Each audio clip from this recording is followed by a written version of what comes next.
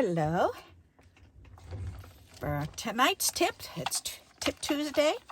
I have been playing around with these and I've been enjoying them. It's just an empty container that I saved, and I've got a bunch of papers, cardstock strips here.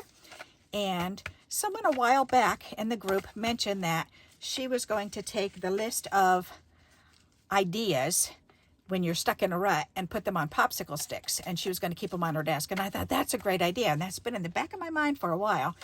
And so I started making these, and because I have lots of paper strips, and I thought, why not? That's a great way to use your paper strips, is to make some strips with suggestions on it. So I'll read just a few of these to you, okay?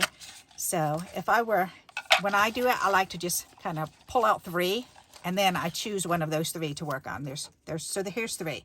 So organize my scraps, scrap tape borders, or alphabets.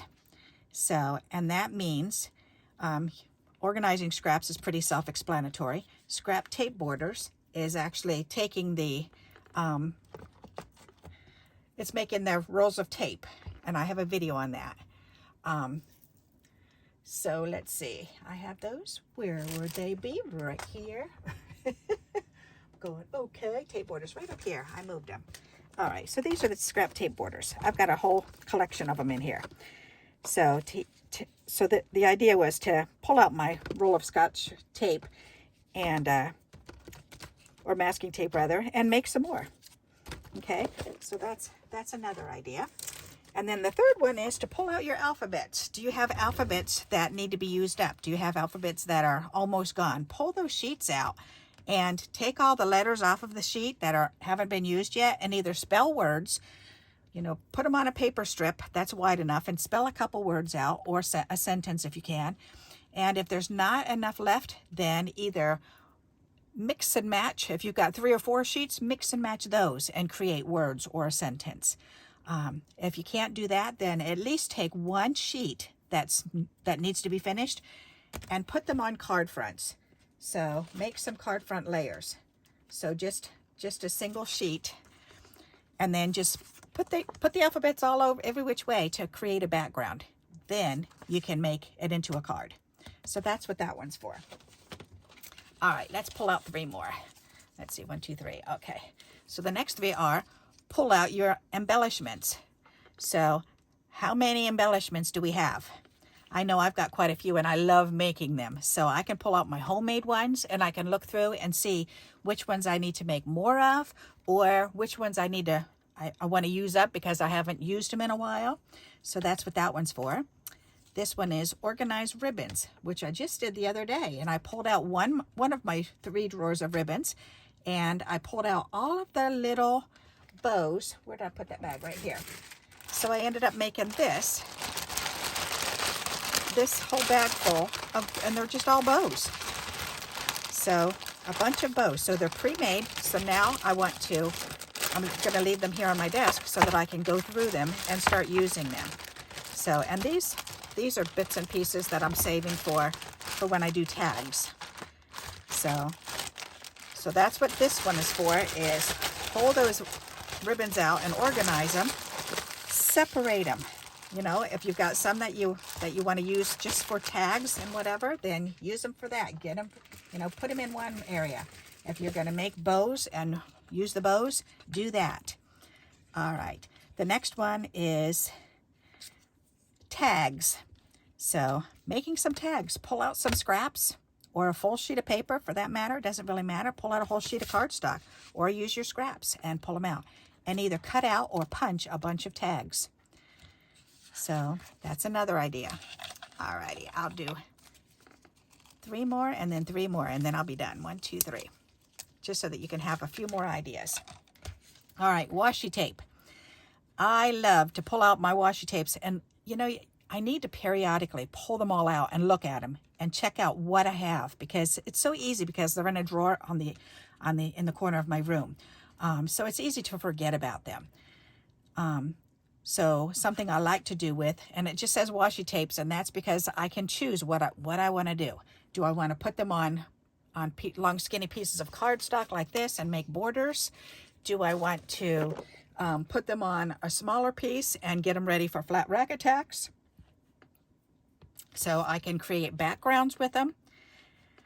So there's one. The next one is, look at the art trading cards. I have binders of art trading cards that I've saved over the years, and that way I can look through them and it'll give me ideas on, because I've made miniature cards out of them. So when I make a bigger card and I really like it and I don't want to forget what I made, then I make a small trading card version, a smaller version of that, the setup of the card. And so that's what this is for, is to look at those binders and see if I can't trigger an idea for myself. All right, this one says finish items, meaning, do you have a stack full of cards that you started and you never finished? Pull those out. Do you have some flowers that you've punched all out or die cut all out, but they haven't been put together yet? Finish those items. So that's what that is for, to finish anything. All right. This one is fussy cut images. That's something I love to do. And I do have quite a few images that on scrap papers. I love to just punch images on scrap paper. And then usually when I go downstairs and watch a movie with my husband, that's when I fussy cut the images out. So, or color them. So FAUX items, that is this. I love this. I've got this box of FAUX items, and it's got a bunch of stuff that I've received from other people, and so I try to make stuff using all those items that people have sent to me.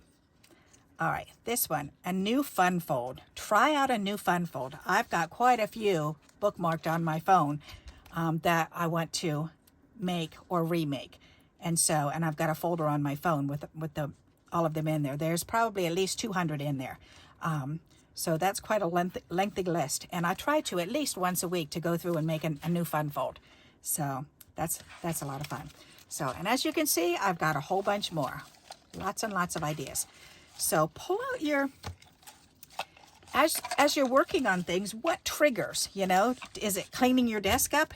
For me, it is you taking a baby wipe and lifting all this up and cleaning all of it and getting all the crumbs and stuff that are out from underneath it. It's amazing how many bits of paper dust get underneath there. And just see what because I put stuff under here. So, I mean, I've got, I've got some pieces of paper. I've got a pattern that I made. I've got a piece of acetate under there. What else? This is release paper. Mostly release paper under here and acetate. So that's what most of it is, because this is where I keep it all. So, but check out and see what you've got on your desk and underneath and between things. So, and then I like to do either middle, left, or right.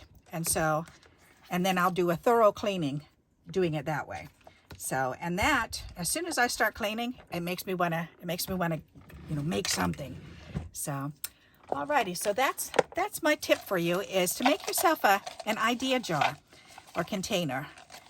Even an empty water bottle, you could just cut the top off, and that's perfect size. So I've got a couple water bottles, but they're attached to different things. I've screwed them onto, like, my light that turns on and off onto the arm of it, but I like to use that type of thing because they're small enough like this that we can put a few things in there. All right, so there's my tip. Make yourself an idea jar, and either use popsicle sticks like somebody in the group suggested, or do what I did and just use your paper strips and write some ideas down. And as you're coming on more ideas, then make up some more and put them in there. All righty. So there you go. There's my 2-minute tip for you that turned into 9 minutes. I hope you like this idea and you'll give it a try. And until we meet again, happy crafting. Bye-bye.